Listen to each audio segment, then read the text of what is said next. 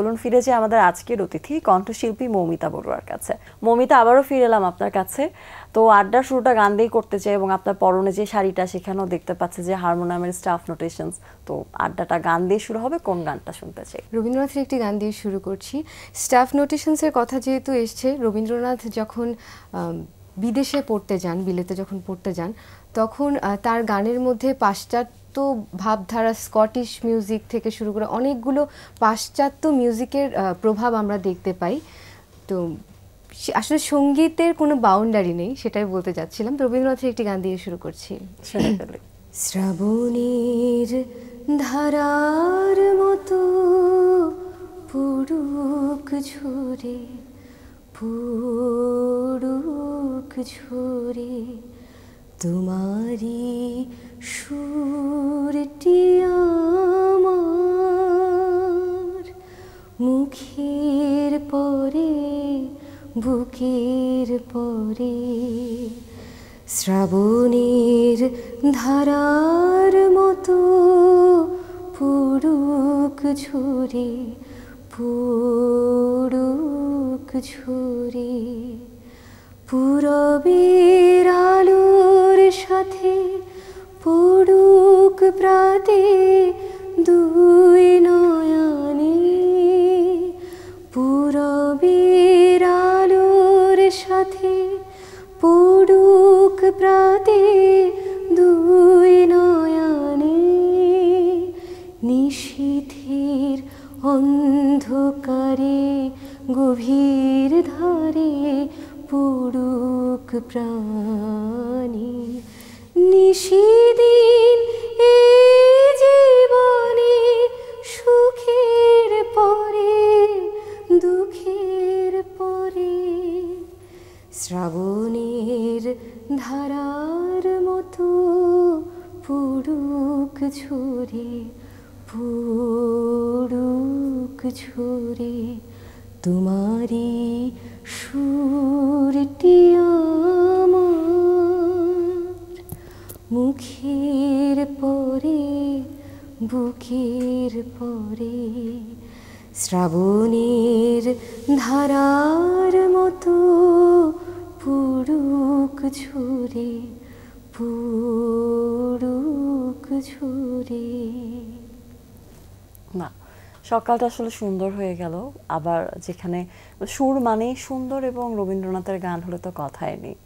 মৌমিতা বর্তমানে ব্যস্ততা কি নিয়ে যাচ্ছে? অনেক কিছু নিয়ে বলছি এই কারণে, কারণ আমি যেহেতু পড়াশোনা করেছি আন্তর্জাতিক সম্পর্ক বিভাগে, তো আন্তর্জাতিক সম্পর্ক বিভাগে পড়াটা অনেকে হয়তো ভাবে যে আসলে আমরা যখন ইন্টার পাস করি তখন আমরা পরিবার সহ ডিসাইড করি আসলে সে কোন সাইডে পড়াশোনা করবে বা কি হলে সে ভালো, পরিবারের সবাই মিলে সিদ্ধান্ত নেয়। কিন্তু আমার হয়েছে কি, যখন আমি এসএসসিতে যখন জিপিএ 5 পেলাম, তো বাবা তখন ওই পেপারে দেয় না যে মেয়ে জিপিএ 5 পেয়েছে বা এরকম কিছু, তো বাবা আমাকে পত্রিকা অফিস থেকে ফোন করে বলছে যে আচ্ছা তোমার এইম ইন লাইফ কী দিব আমি। তো আমি তখন বললাম যে লেখো যে কূটনীতিবিদ। তো আমার বাবা খুব বিরক্ত হলো আর ফোনটা রাখো তো। পরে দেখি বাবা ওখানে লিখে দিয়েছে যে আমি চার্টার্ড অ্যাকাউন্টেন্ট হতে চাই। তো আমি এটা নিয়ে খুব দুঃখ পেয়েছিলাম যে কেন চার্টার্ড অ্যাকাউন্টেন্ট হতে চাই এই কথাটা লিখেছে, আমি তো চার্টার্ড অ্যাকাউন্টেন্ট হতে চাই না। এবার আসলে বাবা আমি ডিপ্লোমেট হতে চাই এই বিষয়টা অত সিরিয়াসলি হয়তো সেই সময় নেয়নি, কারণ তখন আমি মাত্র এসএসসি পাস করেছি। এরপর যখন দেখছে আসলে আমার গোলটা ওইটাই যে আবার আমি আন্তর্জাতিক সম্পর্ক বিভাগে পড়বই, আর আমার বাবা মাও দেখছে যে সাবজেক্টটাও ভালো, আর আমি ছোটোবেলা থেকে সাধারণ জ্ঞানের বই কখনো ফেলতাম না, আমার খুব জানার আগ্রহ ছিল। তো ওই আগ্রহ থেকে আমি আইআর পড়েছি, যেহেতু আমি খুব প্যাশনেট ছিলাম আমার এই সাবজেক্টের বিষয়ে। তো আমার ইচ্ছা আছে যে আমি অলরেডি আমি এটা শুরু করে দিয়েছি, মৌমিতাস ইন্টারন্যাশনাল ইনসাইটস একটা পেজ, যেখানে আমি গ্লোবালি ক্লাস করাই, মানে আমার গ্লোবাল স্টুডেন্টস। আর এখন তো পৃথিবীটা ছোট গণ্ডির মধ্যে সীমাবদ্ধ নেই, আমরা চাইলেই আমরা সারা বিশ্বের যত স্টুডেন্টস আছে তাদের সাথে কানেক্ট করতে পারি। তো আমি গ্লোবালি পড়াই ওদেরকে আইআর, এই কাজটি করছি। আর এখন একটু টুকটাক গান লেখা শুরু করারও চেষ্টা করছি। আর যেহেতু গান করি, গানের মানুষ, গানটা তো কন্টিনিউ করতেই হচ্ছে, স্টেজ শোজ থাকে অনেক, এগুলোর মাঝখান থেকে সময় বের করে এই যে সৃজনশীলতার দিকে ঝোঁকাটা অনেক কঠিন হয়ে গেছে এখন। একটা সময় যখন কিছুই করতাম না, তখন বাসা থেকেই দেখা যেত গান পড়াশোনার জন্য আলাদা আলাদা সময় বের করে নিতে পারছি। কিন্তু এখন যখন একটা বিশাল সময় আমার চলে যাচ্ছে শোতে, বা শোয়ের জন্য আমি গান প্রিপেয়ার করে নিয়ে যাচ্ছি, ওই সময়টা যখন আমার ওইদিকে চলে যাচ্ছে তখন এদিকের সময়টা কমে গেছে অনেক। তাই চেষ্টা করছি যে এই সময়টা একটু টাইম ম্যানেজমেন্টের দিকে খেয়াল রেখে এগুলো ঠিক করে যাতে প্রপারলি প্রেজেন্ট করতে পারি। পড়াশোনা শেষ করেছেন, এখন স্টেজ শোতে অনেক ব্যস্ত সময় যাচ্ছে, কিন্তু আপনি একজন সঙ্গীত শিল্পী হিসেবে সমাজের কাছে, দেশের কাছে আপনার কিছু দায়বদ্ধতা অবশ্যই আছে সংস্কৃতি অঙ্গনে। সেই দায়বদ্ধতা নিয়ে কি ভাবছেন, কি করতে চান সঙ্গীতাঙ্গনে? আমাকে যখন কেউ জিজ্ঞেস করে সঙ্গীত নিয়ে পরিকল্পনা কি, আমি তখন বলি যে আমি কখনো সঙ্গীতকে আমার হাত ধরে হাঁটাই না, আমি সঙ্গীতের হাত ধরে হাঁটি, সে আমাকে যেখানে নিয়ে যাবে আমি সেখানে যাব। একজন সঙ্গীত শিল্পী বা যে কোনো শিল্পীকে যখন আমরা সামনে পাই তাকে আসলে অনেক রকম প্রশ্ন করা যায়, কবে কোথা থেকে বেড়ে উঠেছেন, কিভাবে শিল্পের সাথে সম্পৃক্ত হলেন, কি কি করেছেন, কি কি কাজ আগামীতে করবেন, এমন কিছু। কিন্তু একজন শিল্পী হিসেবে আপনাকে যদি আরেকজন সঙ্গীত শিল্পীকে প্রশ্ন করতে বলা হয় বা তার বিষয়ে জানতে চাওয়ার সুযোগ আপনার কাছে থাকে, আপনার কাছে কি মনে হয় একজন সঙ্গীত শিল্পী হিসেবে আরেকজন সঙ্গীত শিল্পীর কাছ থেকে আপনি সব থেকে গুরুত্বপূর্ণ কোন তথ্যটা নেবেন? সে আসলে গানটা কেন শিখেছে, মানে তার ওই যে বলি না যে আমার গান গাওয়ার খুব ইচ্ছে ছিল, তার ওই ইচ্ছেটা কিভাবে এসছে, মানে ইচ্ছেটা কিভাবে এসছে। অনেকে বলে আমার পরিবার থেকে আমি ইন্সপায়ার হয়েছি বা আমার বন্ধু বান্ধব ইন্সপায়ার করেছে, আমি নিজে কিভাবে, আমার কাছে কিভাবে মনে হলো যে আমি গান গাইতে পারবো। এই প্রশ্নটা কিন্তু অনেক বড় একটা প্রশ্ন, যে আমার কিভাবে মনে হলো যে আসলে আমি গান গাইতে পারবো। একজন শিল্পীর খুবই বড় একটা স্বপ্নের জায়গা থাকে যে তিনি একদিন সিনেমায় গান গাইবেন। এই স্বপ্নটা তো অনেক বড়, কারণ আমার কাছে গানটা একদম এক্সপ্রেস করার জায়গা। যে কোনো আর্ট ফর্মই, আমার বন্ধুরা বলে যে কোনো আর্ট ফর্মই হচ্ছে এক্সপ্রেস করা, যে আমি ছবি আঁকছি, আমি যেটা বলতে পারছি না ওটা এঁকে দেখাচ্ছি, যেটা বলতে পারছি না ওটা আমি গেয়ে শোনাচ্ছি। তো সিনেমার জায়গাটা তো কিন্তু একদম এক্সপ্রেশনের জায়গা, গায়কের এক্সপ্রেশন, কণ্ঠের এক্সপ্রেশন, যেহেতু নায়িকার লিপে যাবে। সেই জায়গা থেকে আমারও অবশ্যই ইচ্ছা ছিল যে এরকম হবে, কিন্তু আমি না অনেক বড় স্বপ্ন দেখি না। ওই যে বলেছি আমি গানের হাত ধরে হাঁটি, তো একদিন একটা গানের 38 সেকেন্ডের একটা ভিডিও, আমি তার ছলনায় ভুলবো না, এই সন্ধ্যা মুখার্জির গানটা আমি 4টা লাইন গেয়ে ফেসবুকে পোস্ট করি। তো করার পরে আমার প্রথমে একটা নক আসে যে বলিউডের একটা সিনেমার জন্য। হ্যাঁ, তো আমি প্রথমে একটু কনফিউশনে ছিলাম, যেহেতু বাংলাদেশের ডিরেক্টর আবার বলছেন বলিউডের সিনেমা। তো পরে যখন আমি পরে দেখছি বারবার আমার সাথে যোগাযোগ করার চেষ্টা করতে চাচ্ছেন বিভিন্ন মাধ্যম দিয়ে, সেটা একজন মিউজিক কম্পোজারকে দিয়ে করাচ্ছেন বা এভাবে যখন করানো হচ্ছে, তখন আমাকে একদিন ডাকা হলো আসলে এটা বলিউডেরই প্রজেক্ট, তবে এটা হচ্ছে বাংলাদেশের অভিনেতা অভিনেত্রী এবং বলিউডের অভিনেতা অভিনেত্রী দুইটা মিলেই থাকবে, তবে এটা মেইন রিলিজটা হবে বলিউডে, মানে বলিউডেরই সিনেমা। তো একটা গানের দুটো ভার্সন, একটা বাংলা ভার্সন, একটা হিন্দি ভার্সন, তো দুটোই আমি গেয়েছি। আর খুব আশ্চর্য, হিন্দি ভার্সনে হ্যাঁ আমি গেয়েছি। আর খুব অদ্ভুতভাবে এটা সম্পর্কে একটু বলতে চাই, কারণ আমার জীবনে আমি প্রথম স্টেজে পারফর্ম করি শ্রদ্ধেয় রুনা লায়লার একটি গান। তো এই যে গানটি আমাকে দেওয়া হয়েছে, রুনা লায়লা আর বিখ্যাত একটি গান বুকে আছে মন, হ্যাঁ বুকে আছে মন, এই গানটির হিন্দি ভার্সনের যে লিরিকগুলো সেগুলো মুম্বাই থেকে ওনারা পাঠিয়েছেন। এই গানটি 60 ইয়ার্সের জন্য রুনা লায়লার ছিল সম্ভবত। এই গানটি আরও 60 ইয়ার্সের জন্য ওনারা আবার আমার জন্য এটা নতুন করে, মানে এটাকে কপিরাইট করানো হয়েছে। এই যে এটা আমার কাছে পুরো ক্ষমতা হস্তান্তরের মতো বিষয়টা, কারণ রুনা লায়লার গান আবার এইভাবে আমাকে দিয়ে দেওয়া, এই পুরো ব্যাপারটা আমার কাছে একেবারেই একটা ঘোরের মধ্য দিয়ে গেছে। এই ঘোরের গল্প শুনছে, এখন গানটা না শুনলে ঘোর কাটবে না। মৌমিতা প্লিজ গানটি শোনাবেন। বুকে আছে মন খুব জনপ্রিয় একটি গান রুনা লায়লার। তো এই গানটিকে এই সিনেমার জন্য যেটা করা হয়েছে, এটা একেবারেই জ্যাজ ফরম্যাটে করা হয়েছে। জ্যাজ ফরম্যাটে করা হয়েছে কারণ এটা হচ্ছে নায়িকা তার বার্থডেতে গাচ্ছে, হ্যাঁ এরকম একটা সিকোয়েন্সে ছিল। এটার যে বললাম হিন্দি এবং বাংলা দুটো ভার্সনই আমি গেয়েছি, বাংলাটাই শোনাই, শুনে ফেলি।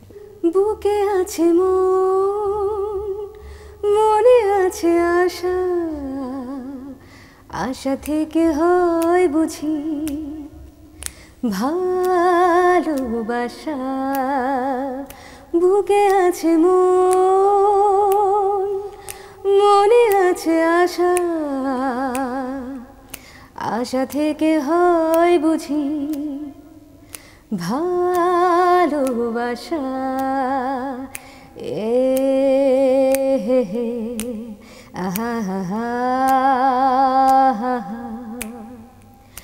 আমাদের প্রেমে যেন জাদুর কাঠি একাকার করে দিল জীবন দুটি। ও আমাদের প্রেমে যেন জাদুর কাঠি একাকার করে দিল জীবন দুটি। কিছু বলা না বলা চোখের ভাষা, ভালোবাসা বুকে আছে মন, মনে আছে আশা, আশা থেকে হয় বুঝি ভালোবাসা। আহা হা আহা হা হা হা। লা লা লা লা লা লা। অনেক ধন্যবাদ মৌমিতা। এই যে পরম্পরা, পরম্পরা এত চমৎকার একজন গুণী শিল্পী, একজন বিশ্বনন্দিত শিল্পী আমরা বলবো রুনা লায়লা, শ্রদ্ধেয় রুনা লায়লা, উপমহাদেশের অন্যতম একজন শিল্পী হিসেবে যিনি নিজেকে আসলে অনন্য একটি উচ্চতায় নিয়ে গেছেন, তার গানটি পরম্পরায় আপনার কাছে এলো। ওই যে বললাম, আমি খুব বেশি কিছু কখনো অত আশা করিনি, বিশেষ করে সঙ্গীতের জায়গায়। ওটা আমার কাছে সবসময় একটা জানার একটা জায়গা ছিল, যে ছোটবেলা থেকে যেটা হয়েছে, যেহেতু বাবা গান করে, ওইভাবে জানার একটা জায়গা ছিল, শেখার একটা জায়গা ছিল, বোঝার একটা ব্যাপার ছিল, আত্মস্থ করার ব্যাপারটা আসলে কন্টিনিউ এখনও আমি চেষ্টা করে যাচ্ছি। তো এই প্রাপ্তিটা আমি আশাও করিনি, এটা একেবারে আশার বাইরে। এটা সম্পর্কে বলতে গেলে আসলে আমার কাছে কোনো ভাষা নেই এখনো পর্যন্ত গুছিয়ে বলার। কিন্তু আরেকটা প্রশ্ন কিন্তু রয়েই যায় যে কেন বর্তমান সময়ে এসে আমরা এরকম গান পাচ্ছি না, যে গানটি আরো 60 বছর পর রিমেক করার জন্য দেশের বাইরে থেকে অনুরোধ থাকবে? না, এরকম গান যে হচ্ছে না তা না, এরকম গান কিন্তু হচ্ছে। আমি আমার আশেপাশে তাকালেই খারাপ গানের পাশাপাশি ভালো গানও কিন্তু দেখছি। ওই যে আমরা এখন ভাইরালের যেই ট্রেন্ডটা যাচ্ছে, এই গানগুলোর যেমন খুব তাড়াতাড়ি জনপ্রিয় হচ্ছে, এগুলোর স্থায়িত্ব নিয়ে আমার খুব প্রশ্ন আসে। কারণ এত তাড়াতাড়ি জনপ্রিয় হয়ে যাচ্ছে, আবার আরেকটা যখন আসছে মানুষ ওটাকে ভুলে যাচ্ছে। মিলিয়ন ভিউ হচ্ছে কিন্তু মনে থাকছে না। একটা প্ল্যাটফর্মে মিলিয়ন যদি কাউন্ট করা হয়, এটাকে বিলিয়নেও দাঁড় করানো সম্ভব। কিন্তু 60 বছর পরে সেই গানটা রিমেক হবে কিনা, এই ব্যাপারে কেন আপনি আশাবাদী হচ্ছেন? 60 বছর না শুধু, আমি তো গুনগুনও করছি না, মিলিয়ন ভিউ, কিন্তু আমি ওই গান গুনগুন করছি না। এবার আমি আশাবাদী বলছি কোন গানগুলো, যেগুলো আসলে মিলিয়ন ভিউ হচ্ছে না কিন্তু ভালো গান হচ্ছে। আমি বিশ্বাস করি যে টিকে থাকার মতো সুরগুলো আমরা কিন্তু দেখি না, আমরা কিন্তু শুনি। আমরা যতই বলি না কেন মিউজিক ভিডিও, দিন শেষে গানটা আসলেই শোনার। আমি যখন ঘুমোতে যাব, আমি আমার চোখটাকে কিন্তু বিরক্ত করব না, আমি তখন শুধুমাত্র আমার কানে শান্তি দিব। আর কানে শান্তি দেওয়ার জন্য যেসব গানগুলো খুব বেশি হয়তো ভাইরাল হচ্ছে, মানুষ শুনছে, ওই গান কিন্তু আমি কান পেতে শুনবো না। যে গান আমি কান পেতে শুনছি, ওই গানও কিন্তু অবশ্যই গাইছে, আমার কলিগরাই গাইছে। আমি কয়েকজনের কথা না বললেন, যেমন অবন্তী সিথিদিকে আমি বলি যে উনি হচ্ছে থ্রোয়িংয়ের মাস্টার। কেন, কোন গান কিভাবে থ্রো করতে হবে উনি খুব ভালো মতো। আমি উনার গান আমি শুনি, অনেকের গান আছে আমি কিন্তু তাদের গান শুনি। তা আমি যাদের গান শুনছি, আমি বিশ্বাস করি যে আমি তো একজন শিল্পীর থেকেও শ্রোতার জায়গা থেকে বেশি করে শুনি, কারণ গান আমার কাছে আসলে ওই শোনার জায়গা, জানার জায়গা। আমি বিশ্বাস করি ওর গান যেমন আমি গুনগুন করছি, ওই গান অবশ্যই অনেক বছর পরেও মানুষ শুনে মনে হবে হ্যাঁ এটা তো অবন্তী সিথির একটা গান, আরও অনেক শিল্পী যারা আছে এটা তো অমুকের গান। হ্যাঁ, তখন শুনে, ওই যে এখন দেখা যাচ্ছে আমরা ওই সময়ের ফুয়াদ আর হাবিবের কম্পোজিশন এখন শুনে আমাদের একটা মোচড় কিন্তু দিচ্ছে, কারণ ওই গান আমরা মন দিয়ে শুনেছি, ওই গান আসলেই ভালো ছিল। যেগুলো ভালো গান ওগুলো টিকে থাকবেই। একটু জানতে চাই মৌমিতা, যে আজ সকালে কোন গানটি শুনেছেন? আজ সকালে আমি কোনো গান শুনিনি। সবশেষ কোন গানটি শুনেছেন? পণ্ডিত অজয় চক্রবর্তীর নিশি না ফুরাতে কার ডাকে ঘুম ভেঙে যায়। খুব সুন্দর একটা গান, কথাগুলো খুব সুন্দর, এটাই শুনেছি কাল রাতে। আপনার সাথে আড্ডা দিতে পেরে খুবই ভালো লেগেছে মৌমিতা। আগামীতে আড্ডা আরো বেশি সুন্দর হবে, কারণ আজকের আড্ডা থেকে অনেক প্রশ্ন বেরিয়েছে। সেই প্রশ্ন নিয়ে আরো একদিন অন্য কোনো আড্ডায় আপনার সাথে দেখা হবে। সে পর্যন্ত ভালো থাকবেন, সুস্থ সুন্দর থাকবেন। আপনার কণ্ঠে একটি গান শুনতে বিদায় নেব, তবে তার আগে দর্শকদের কাছ থেকে বিদায় নিয়ে আসছি। প্রিয় দর্শক, এতক্ষণ কথা হচ্ছিল অতিথির সঙ্গে, এবার সময় হলো বিদায় নেবার। আমাদের অনুষ্ঠান সম্পর্কে আপনার যে কোনো মতামত পরামর্শ জানাতে লিখুন এই ঠিকানায়। প্রযোজক দিন প্রতিদিন, Bangla Vision, Noor Tower, 110 Bir Uttam C R Datta Road, Dhaka 1205, phone 96320303 আমাদের ইমেল অ্যাড্রেস dinprotidin@banglavision.tv। মার্কিন লেখক মার্ক টোয়েনের একটি উক্তি বলে বিদায় নেব আজ। তিনি বলেছেন, এগিয়ে যাওয়ার রহস্য হলো কাজটা শুরু করা। প্রিয় দর্শক, সবাই ভালো থাকুন, সুস্থ সুন্দর থাকুন। কোনো কাজ ফেলে রাখলে তা শুরু করুন। আচ্ছা, 8টা দিন সবার জন্য শুভ ও কল্যাণময় হোক। এবারে গান। আপনাকে অনেক ধন্যবাদ এত সুন্দর করে এতক্ষণ সঞ্চালনা করার জন্য। বাংলা ভিশনকে আবারও ধন্যবাদ আমাকে আমন্ত্রণ জানানোর জন্য। শেষ করছি সোলস ব্যান্ডের জনপ্রিয় একটি গান, আবার এলো যে সন্ধ্যা, এই গানটি দিয়ে শুনে ফেলি। আবার এলো যে সন্ধ্যা, শুধু দুজনে, আবার এলো যে সন্ধ্যা, শুধু দুজনে, চলো না ঘুরে আসি অজানাতে, যেখানে নদী এসে থেমে গেছে,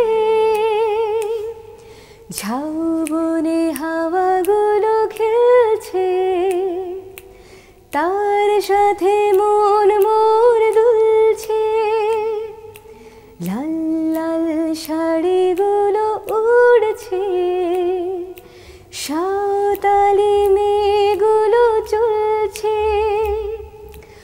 ওই দূর আকাশের প্রান্তে, সাত রঙা মেঘগুলো উড়ছে, ওই দূর আকাশের প্রান্তে, সাত রঙা মেঘগুলো উড়ছে, চলো না ঘুরে আসি অজানাতে, যেখানে নদী এসে থেমে গেছে, আবার এলো যে সন্ধ্যা, শুধু